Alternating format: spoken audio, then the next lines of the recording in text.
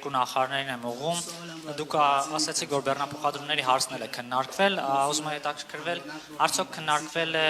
սահմանին հայ բեռնատարների վարորդների համար դիզվառելիքի թանկացման հարցը, որը զգալի մեծ թանկացում տեղի ունեցավ եւ մեծ դժգոհություն առաջացրեց վարորդների շրջանում։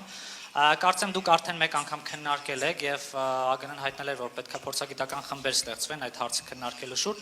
Արդյոք որևէ նորություն կա կամ տեսլական կա, թե ինչպես այդ հարցը պետք է լուծվի։ Շնորհակալություն։ Հարգելի պարոն նախարար, եթե դեմ չեք, ես սկսեմ։ Այո, աշխատանքներ այդ ուղղությամբ տարվել են, ձեր նշած փորձագիտական խմբերը կամ փորձագետները կամ աշխատանքային խումբը այդ ուղղությամբ աշխատել է, մենք մոտավորապես ունենք բանաձև, որը երկու երկրների համար էլ եւ երկու երկրների բեռնափոխադրողների համար էլ եւ վարորդների համար էլ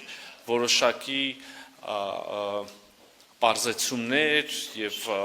ավելի հարմարավետություն կառաջարկի, առաջիկայում կվերջնականացվեն աշխատանքները եւ ուզում եմ նշել նաեւ որ մոտ ենք շատ վերջնականացմանը, երբ որ կվերջնականացվեն, այդ դեպքում նաեւ արդեն բնականաբար կհանրայնացնենք։ Madam Tayid میکنم آنچه که Ես էլ հաստատում եմ այն ինչ որ նշեցին պարոն նախարարը, մենք այսօր քննարկեցինք այդ հարցը։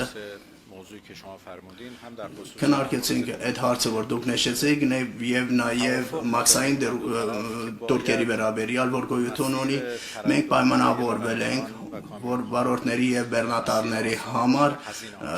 ճանապարհը պետք է լինի հեշտ, ծախսերը պետք է նվազեն, որպեսզի حمل و نقلی و تجاری بین բեռնափոխադրումների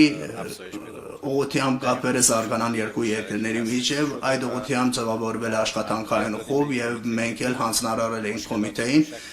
որպեսզի հետամուտ լինեն այդ մանր խնդիրների լուծմանը։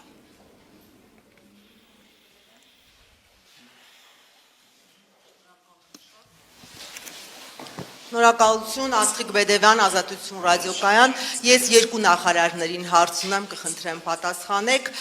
Պարոն Միրզոյան, առաջին հարցը խնդրում եմ դուք պատասխանեք առաջին հարցին։ Ադրբեջանի հետ արդյոք եղել են խորհրդակցություններ խաղաղության պայմանագրի ստորագրման ժամկետների մասով, կա համաձայնություն, երբ պայմանագիրը կստորագրվի, թե Բաքուն, պարոն Միրզոյան, չի հրաժարվում նախապայմաններից ու այդ դեպքում ինչ է անելու Երևանը։